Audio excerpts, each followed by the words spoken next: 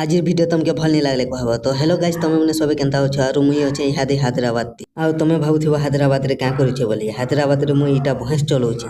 हैं? ये क्या हो गया? ये क्या सुन रहा हूँ मैं? दुई पट भैंस अच्छे ये एकरा चोरे नहीं पारे बोले कि आउ जने की भी मो संगे नहीं कि जाउछे। अरे बाबा ई मने भी पहला करी आज भैंस चोरा रे ताकर गोड़े भैंस हगी देला।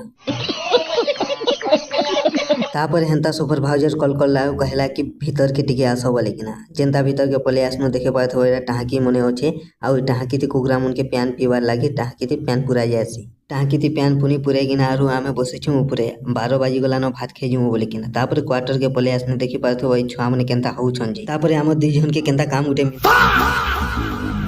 मिली जाइछि आमके मिली छे ढोड़ा छेदावा लागी आउ कहा के माछ मुची दरकार बेले कहब इति बोलिया माछ मने 5-5 केजी आटा मने बाहरुछि